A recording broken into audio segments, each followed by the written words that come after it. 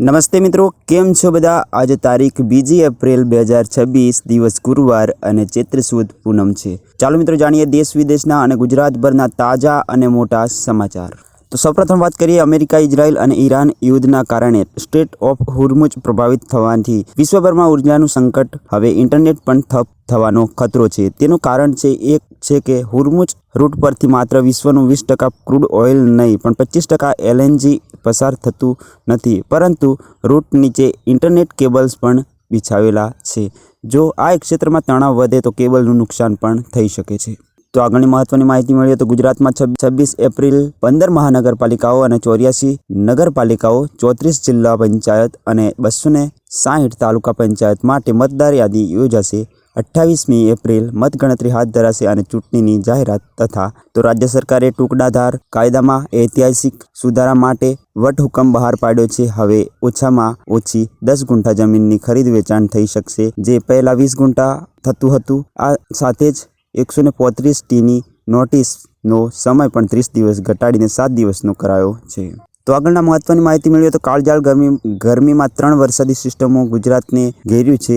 Cyclonic circulation, western ડિસ્પર્સન અને વરસાદની trough સક્રિય થતાં આવતીકાલે સૌરાષ્ટ્ર કચ્છમાં ગાજવીજ સાથે વરસાદની પણ આગાહી કરવામાં આવી છે।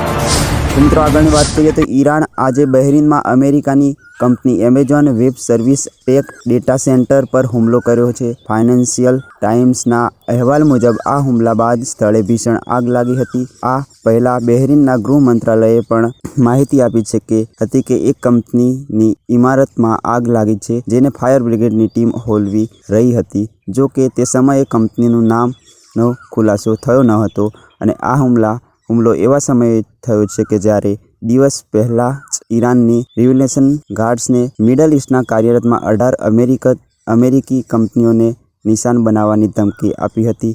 આ યાદીમાં માઇક્રોસોફ્ટ, એપલ, ગૂગલ અને મેટા જેવી મોટી કંપનીઓ પણ લિસ્ટમાં સામેલ છે। તો મિત્રો આગળની વાત કરીએ દુનિયામાં છઠ્ઠા સૌથી અમીર ઉદ્યોગપતિ એલિસનની ટેક કંપની ઓરેકલે લગભગ 30,000 કર્મચારીઓને છૂટા કર્યા છે, જેમાં ભારતના 12,000 કર્મચારીઓ સમાવેશ થાય છે। આગળની વાત કરીએ તો દેશની સૌથી મોટી એરલાઇન્સ કંપની ઇન્ડિગોએ ફ્લાઇટ્સમાં ગુરુવારથી મોંઘી થઈ જશે।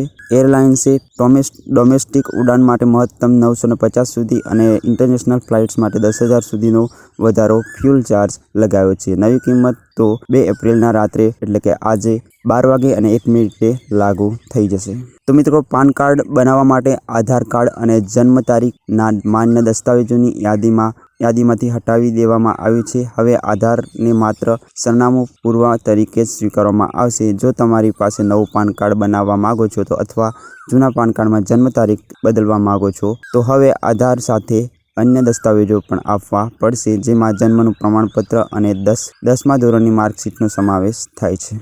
તો આગળની માહિતી મળીએ તો ગુજરાતમાં વાતાવરણના આગામી દિવસોમાં મોટો પલટો આવવાની સંભાવના છે। રાજ્યમાં આગામી 4 દિવસ સુધી કેટલાક વિસ્તારોમાં ગાજવીજ સાથે પવનો સાથે હળવાથી મધ્યમ વરસાદ પડી શકે છે। આજે 2 એપ્રિલના રોજ કચ્છ, અમરેલી, ભાવનગર, બનાસકાંઠા સહિત 21 જિલ્લાઓમાં હળવો અને મધ્યમ વરસાદની શક્યતા છે। વાતાવરણમાં પલટાને કારણે આગામી 24 કલાક બાદ મહત્તમ તાપમાન 2 થી 3 ડિગ્રી સેલ્સિયસનો ઘટાડો થવાની પણ આગાહી કરવામાં આવી છે। આ હતા મિત્રો આજના મુખ્ય અને અગત્યના 10 મોટા સમાચાર। વિડીયો પસંદ આવ્યો હોય તો વિડીયોને લાઇક કરી ચેનલને સબસ્ક્રાઇબ જરૂર કરજો। મળીએ એક નવી માહિતી, નવી અપડેટ્સ સાથે। ત્યાં સુધી આવજો। જય હિન્દ, જય કિસાન।